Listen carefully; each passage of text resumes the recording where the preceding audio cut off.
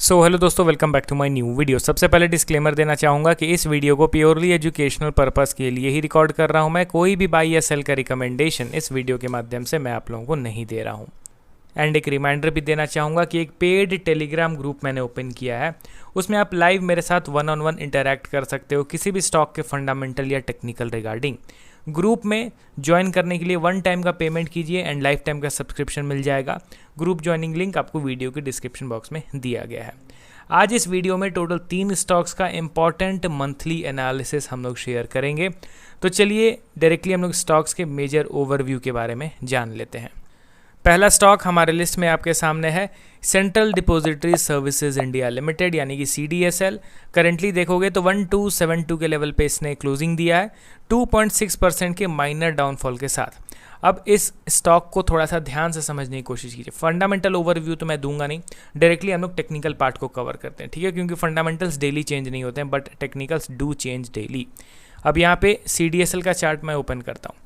आप यहाँ पे ध्यान से सबसे पहले समझने की कोशिश कीजिए कि अभी जो मंथ बीता है यानी कि अप्रैल मंथ, उसमें किस तरीके का कैंडलस्टिक बना है।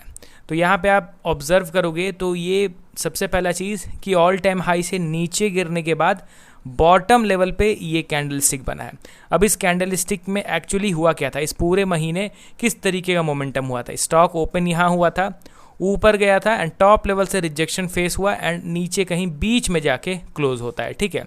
तो इसको हम लोग कहेंगे समहाउ इन्वर्टेड हैमर कैंडलस्टिक। अब इस कैंडलस्टिक के बारे में जाके आप गूगल करो तो आपको और अच्छे तरीके से डिटेल्ड वे में पता चलेगा कि इस हैमर कैंडलस्टिक का मतलब क्या होता है। देखिए, नाम के पीछे कुछ नहीं रखा, इस पर्टिकुलर ड्राइंग के पीछे कुछ भी नहीं रखा, इसके पीछे एक्चुअल सेंटीमेंट को समझने की कोशिश कीजिए, तब आपको पता चलेगा कि हो क्या रहा है। हुआ ये कि लगातार हर महीने स्टॉक ओपन हो रहा है, नीचे गिर रहा है, क्लोज हो जा रहा है, ओपन हो रहा है, नीचे गिर रहा है, क्लोज हो जा रहा है, ओपन हुआ, ऊपर गया, फिर एट द एंड नीचे गिर के ही क्लोज हुआ।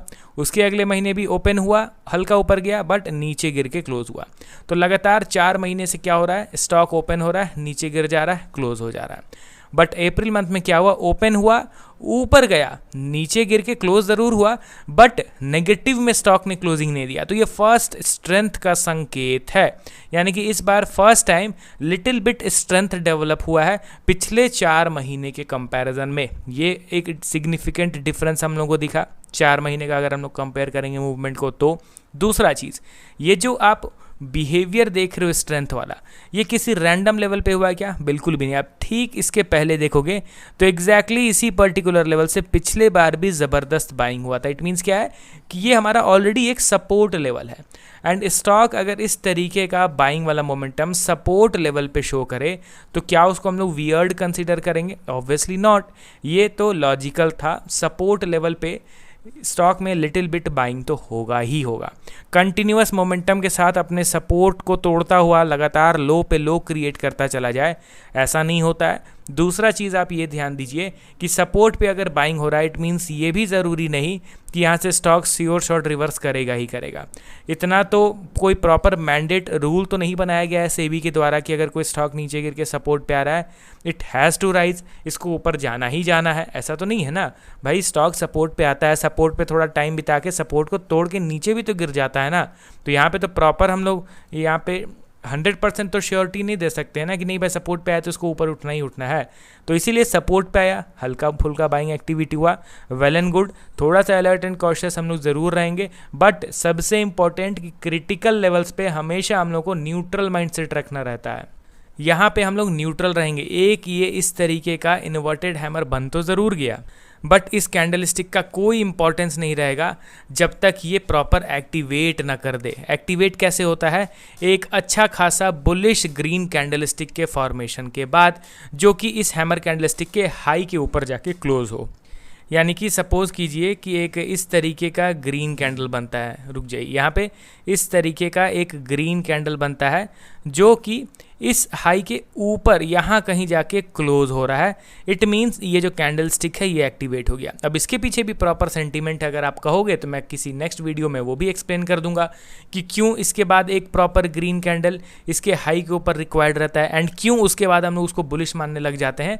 कई सारे लोगों को पता है इसके पीछे का लॉजिक, मगर फिर भी आप लोगों को अगर नहीं पता है तो आप कमेंट कीजिए ताकि मुझे पता चल जाए कि हाँ भाई आपको नहीं पता है। तो नेक्स्ट वीडियो में मोस्ट प्रोबेबली उन सारी चीज़ों को भी एक्सप्लेन करने की कोशिश करूँगा, ठीक है। तो यहाँ पे CDSL में बाइंग एक्टिविटी हुआ है, वेल एंड गुड, बट इसको बुलिश नहीं माना जाएगा अभी के टाइम पे। यहाँ पे प्राइस एक्शन अवेटेड है। अब चलिए बढ़ते हैं हम लोग अगले स्टॉक की ओर। हमारे लिस्ट में आपके सामने है computer age management services limited. Currently देखोगे तो 739 के लेवल पे ट्रेड कर रहा है। लास्ट ट्रेडिंग सेशन में 2.89% का डाउनफॉल देखने को मिल गया। वैल्यूएशन का चार्ट आप देख सकते हो, एक्सट्रीमली अंडर वैल्यूड। एक टाइम था जब 80 के ऊपर पी रेशियो चला गया था, अभी क्लोज टू 40 के आसपास इनका पी रेशियो चल रहा है, ठीक है। फंडामेंटल में कोई वैसा मेजर चेंज नहीं आया है, कोई बड़ा रेड फ्लैग भी आपको नहीं दिखेगा, बट टेक्निकली अगर आप इसके चार्ट को देखोगे तो सीम्स क्वाइट बुलिश। अभी ये बुलिश दिख रहा है, इसको मैं उतना वीक या फिर नेगेटिव तो कंसीडर नहीं कर सकता हूँ, क्योंकि जिस तरीके का अभी तक इसका प्राइस एक्शन बना हुआ है, जिस तरीके का यहाँ पे चार्ट पैटर्न बना हुआ है, इसको तो मैं बुलिश ही कंसीडर करना प्रेफर करूँगा। यहाँ पे आप ध्यान से देखो तो यहाँ से शार्प बाइंग हुआ, इसने ऑल टाइम हाई बनाया, फिर नीचे गिरा, एक कंसोलिडेशन के बाद फिर again knew all time high, again यहाँ से नीचे गिरने के बाद आप ध्यान से देखो तो समहाउ एक डब्लू पैटर्न बना रहा है। ये बन गया स्टॉक का सेकंड बॉटम, एंड जिस दिन ये इसका ब्रेकआउट करेगा तो नेकलाइन का ब्रेकआउट हो गया, it means proper W pattern activate हो गया। उसके बाद तो फिर से fresh knew all time high का एक्सपेक्टेशन लेके मैं बैठ जाऊंगा। अभी के लिए कैम्स मुझे बुलिश दिख रहा है, मैं इसमें उतना ज़्यादा चिंता नहीं कर रहा हूँ, एंड मुझे कुछ खास वीकनेस अभी के लिए तो नहीं दिख रहा है। प्रॉपर ही अपने बुलिश ट्रेंड को फॉलो कर रहा है, and as usual bullish price action भी यहाँ पे अभी तक बनता हुआ दिखाई दे रहा है। अब चलिए बढ़ते हैं अगले और लास्ट स्टॉक की ओर, MTAR टेक्नोलॉजीज लिमिटेड। देखिए एक और चीज़ मैं कहना चाहूँगा दोस्तों, मेरे वीडियो को देख के डायरेक्टली आप किसी स्टॉक को बाई या सेल मत करो, ठीक है।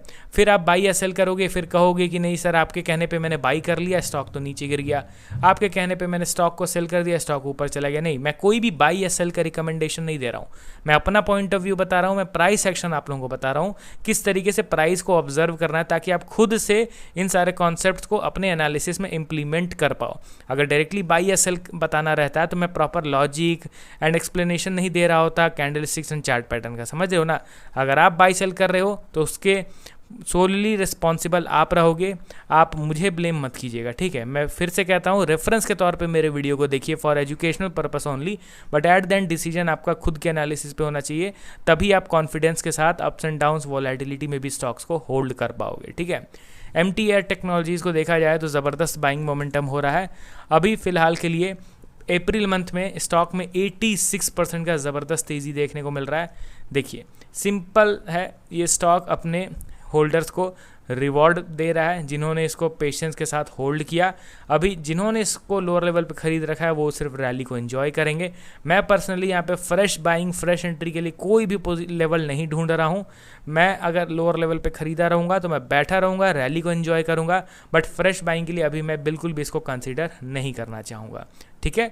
वीकली टाइम फ्रेम में समहाउ एक एग्जॉशन कैंडलस्टिक भी यहाँ पे बन गया है, तो मैं यहाँ पे लिटिल बिट अवेयर ही रहूँगा rather than being highly optimistic in this particular stock, क्योंकि शॉर्ट टर्म में स्टॉक में बहुत ज़्यादा तेज़ी आ चुकी है। अगर देखा जाए तो स्टॉक ऑलमोस्ट 380% का मोमेंटम दिखा चुका है from in past 5 to 6 months, ठीक है, जो कि एक एक्सेप्शनल तेज़ी होती है, ठीक है। तो चलिए ये तो पॉइंट ऑफ व्यू मैंने इन तीनों स्टॉक्स के रिगार्डिंग बताया। मिलता हूँ अब नेक्स्ट वीडियो के साथ, ओके देन बाय बाय।